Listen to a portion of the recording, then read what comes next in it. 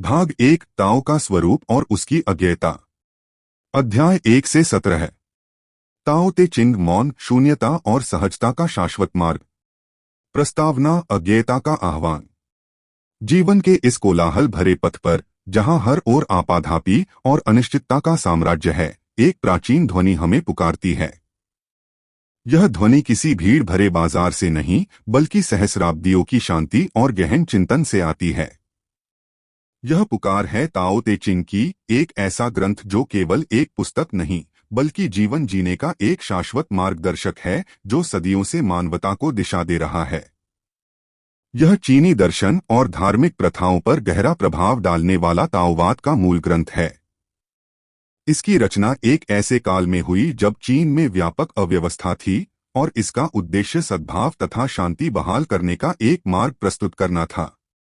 यह केवल एक दार्शनिक ग्रंथ नहीं, बल्कि जीवन की जटिलताओं से निपटने का एक व्यावहारिक मार्गदर्शक भी है, जो हमें भीतर की उस शक्ति से जोड़ता है जो सब कुछ होते हुए भी खाली है, और खाली होते हुए भी सब कुछ है।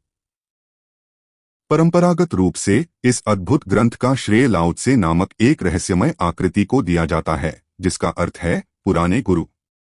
हालांकि लाओ त्से की ऐतिहासिकता और ग्रंथ की रचना तिथि पर विद्वानों में मतभेद है। कुछ विद्वानों का मानना है कि यह संभवतः कई अज्ञात ऋषियों की शिक्षाओं का एक संकलन है, जिन्हें बाद में लाओ त्से के नाम से एकत्र किया गया। यह रहस्यमय उत्पत्ति ही ताओ ते चिंग के गूढ़ और कालातीत स्वभाव को और भी बढ़ा देती है। यह हमें एक महत्वपूर्ण सत्य की ओर ले जाता है, ज्ञान का स्रोत अक्सर व्यक्ति से अधिक महत्वपूर्ण होता है। यदि ज्ञान का मूल लाओ त्से स्वयं इतना मायावी और शायद एक सामूहिक इकाई है, तो यह ताओ के मायावी और अनाम स्वभाव को दर्शाता है। यह इस बात पर बल देता है कि सच्चा ज्ञान व्यक्तिगत अहंकार और पहचान से परे होता है, एक सार्वभौमिक कालातीत प्रवाह बन जाता है, ठीक ताओ की तरह। यह हमें संदेश पर ध्यान केंद्रित करने के लिए प्रेरित करता है, न कि संदेशवाहक पर, जो इस विचार के अनुरूप है कि ताओ बिना कुछ कहे सिखाता है।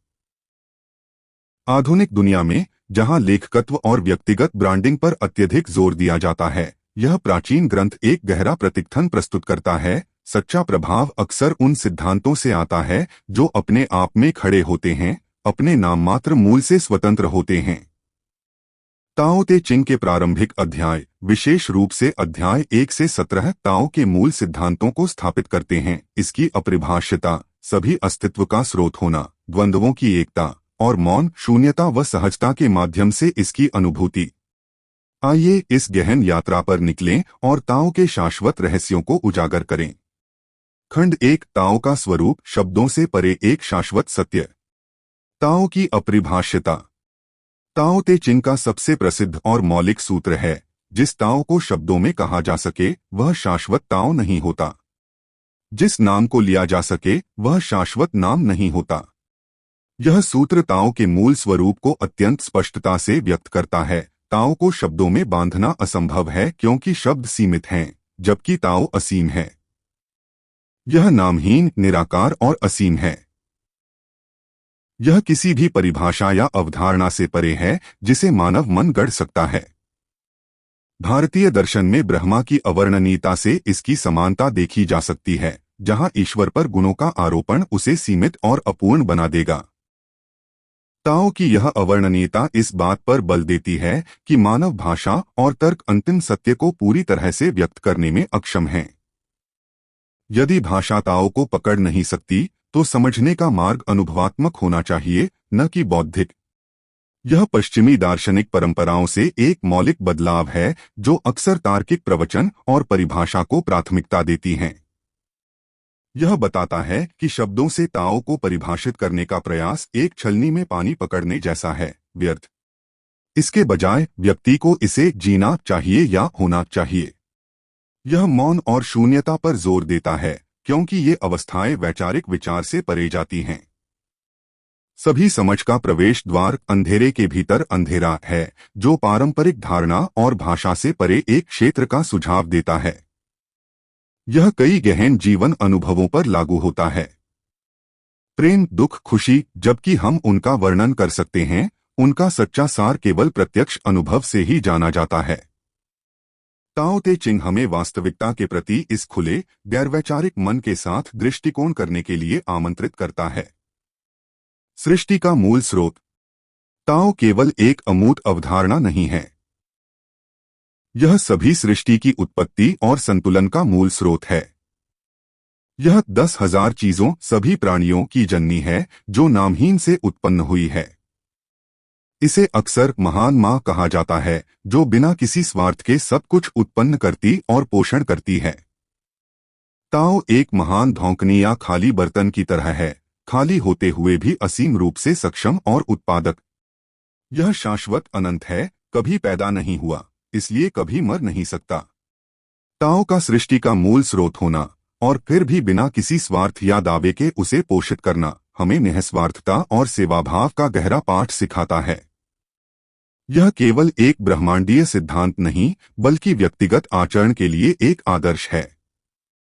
बिना अधिकार के धारण करना, बिना अपेक्षा के कार्य करना कि यह अवधारणा ताओ का केवल एक विवरण नहीं है, बल्कि मानवीय सद्गुण और नेतृत्व के लिए एक मॉडल है।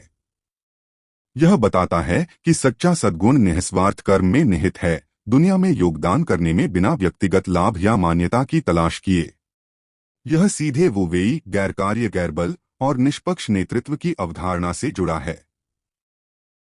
ताओ निःस्वार्थ होने के कारण सभी प्राणियों के लिए मौजूद है। इस सिद्धांत को आधुनिक नेतृत्व, पालन पोषण और समुदाय निर्माण पर लागू किया जा सकता है। जो नेता बिना अहंकार के कार्य करते हैं, जो माता पिता बिना अत्यधिक नियंत्रण के पोषण करते हैं और जो व्यक्ति बिना श्रेय मांगे योगदान करते हैं, वे ताओ का प्रतीक होते हैं। यह विश्वास और प्राकृतिक विकास के माहौल को बढ़ावा देता है, क्योंकि यदि आप लोगों पर भरोसा नहीं करते हैं तो आप उन्हें अविश्वसनीय बनाते हैं। खंड 2, अस्तित्व और अनस्तित्व की द्वंद्वात्मकता, जीवन का नृत्य। विपरीत ताओ का सहअस्तित्व। ताओ ते चिंग का दूसरा अध्याय विशेष रूप से अस्तित्व और अनस्तित्व की द्वंद्वात्मकता पर केंद्रित है। यह सिखाता है कि अस्तित्व और अनस्तित्व एक दूसरे को जन्म देते हैं। सुंदरता, कुरूपता, अच्छा बुरा, कठिन सरल, लंबा छोटा, ऊंचा नीचा, आगे पीछे, ये सभी द्वंद्व एक दूसरे पर निर्भर करते हैं और एक दूसरे को परिभाषित करते हैं।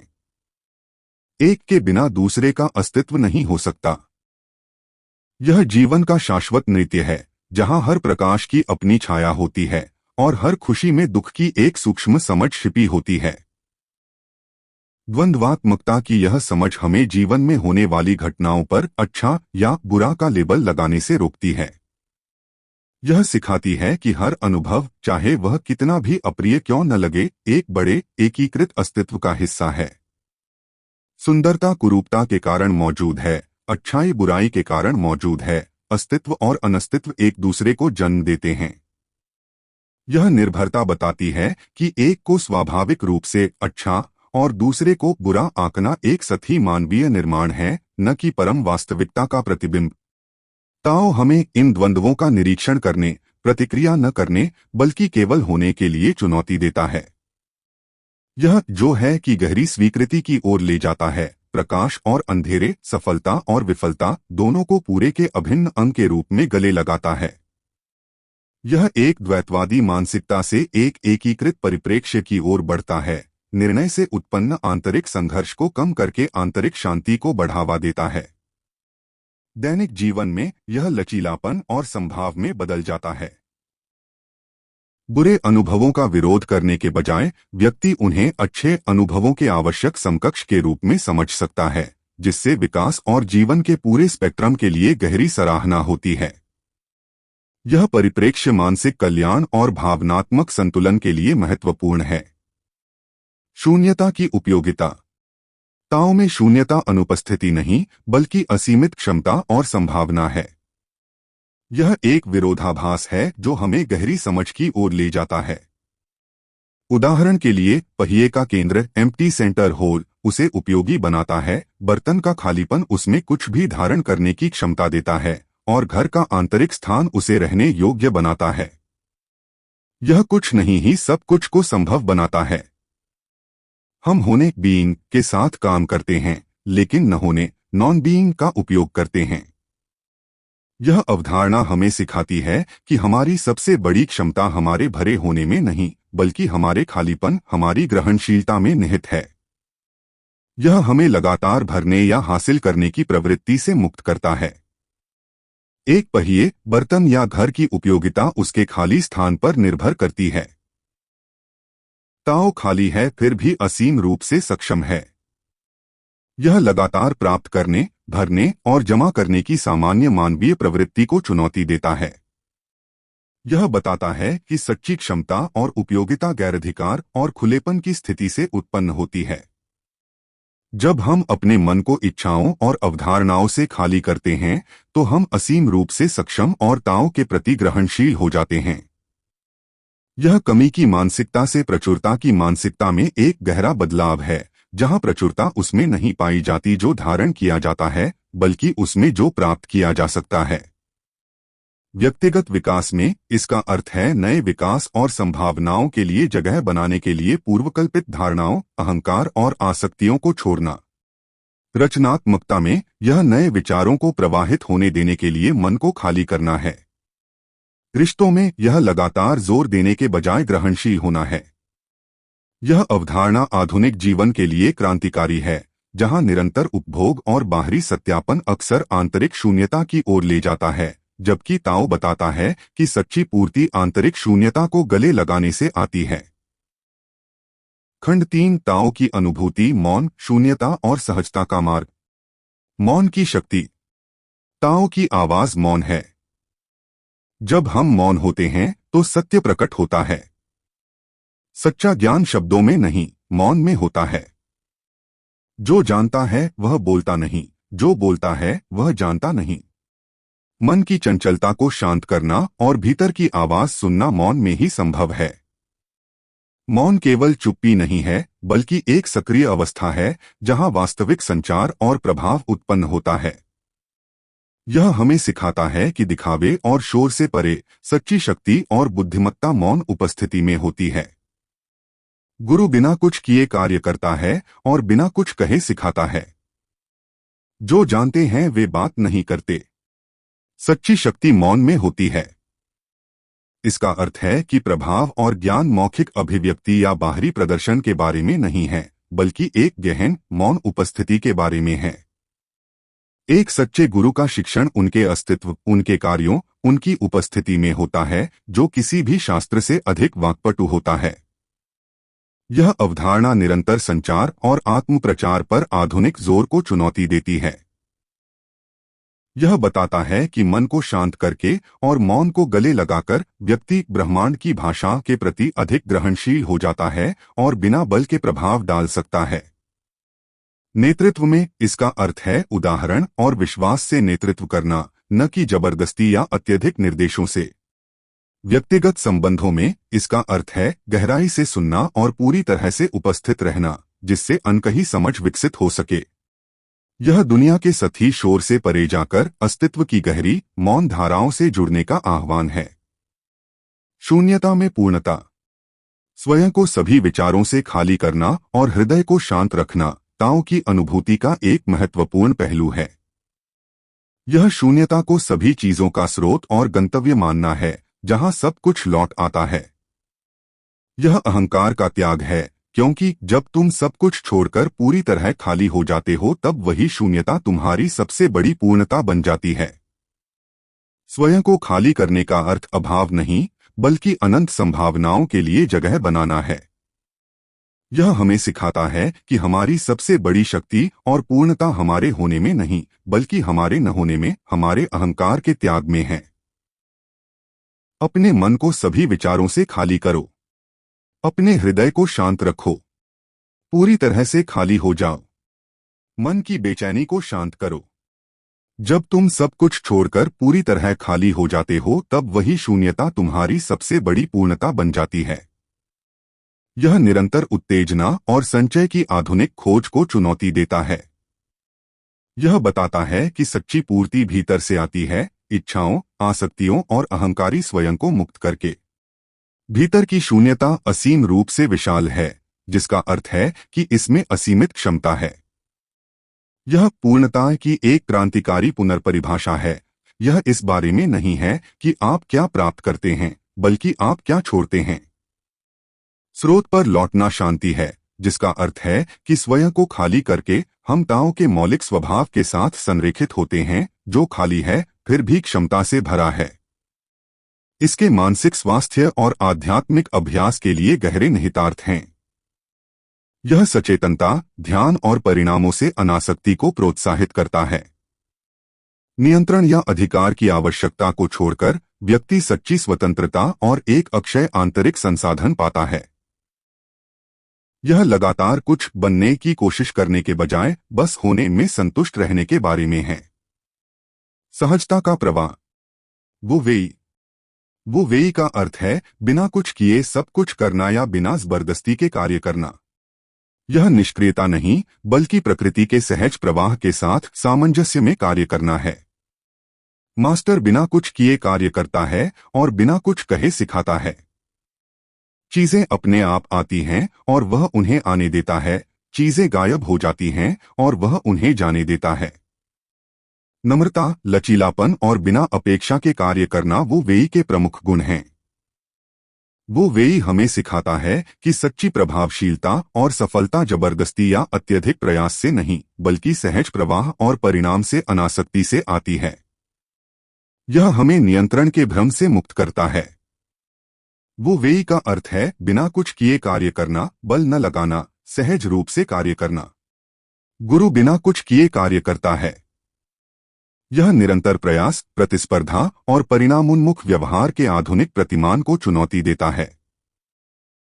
यह बताता है कि जब कोई ताओ के साथ संरेखित होता है तो कार्य सहज और स्वाभाविक रूप से प्रभावी हो जाते हैं, ठीक उसी तरह जैसे एक नदी बाधाओं के चारों ओर बहती है। जोर प्रक्रिया और होने पर है, न कि परिणाम पर। जब उसका काम हो जाता है तो वह उसे भूल जाती है, इसीलिए वह हमेशा के लिए रहता है। परिणामों से यह अनासक्ति सच्ची शांति और स्थायी प्रभाव की ओर ले जाती है, क्योंकि काम अहंकार या इनाम की इच्छा से दूषित नहीं होता है। यह तनाव कम करने, बर्नआउट को रोकने और स्थायी रचनात्मकता को बढ़ावा देने के लिए अत्यधिक प्रासंगिक है।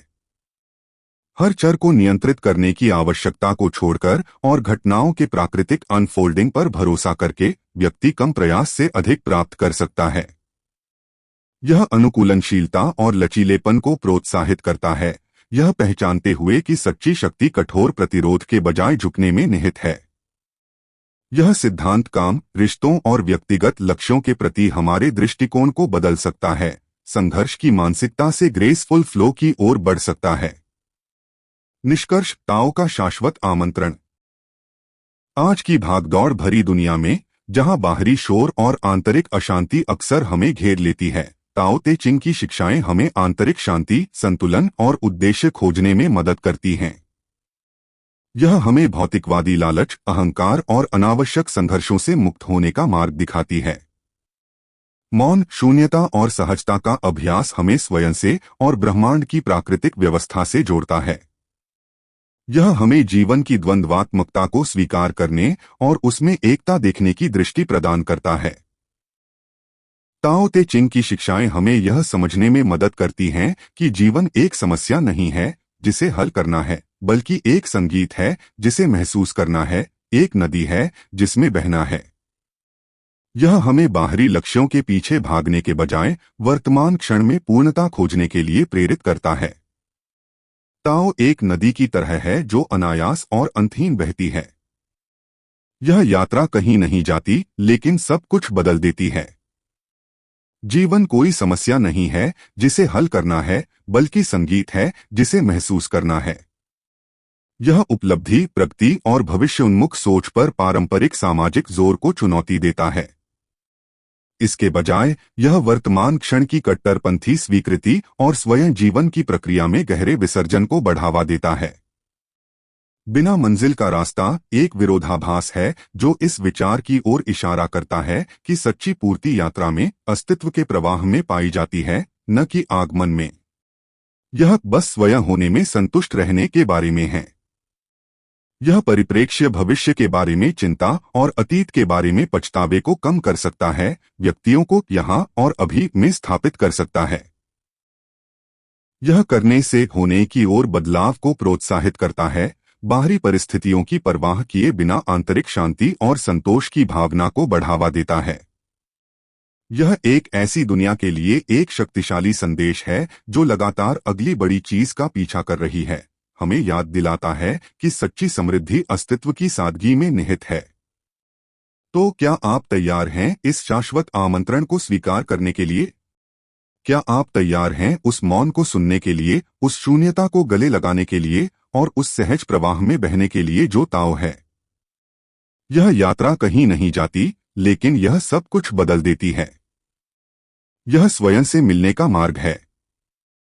कुछ भी मत बनो, केवल हो जाओ, क्योंकि जब तुम कुछ नहीं बनते तभी तुम वह सब कुछ बन जाते हो जो तुम वास्तव में हो।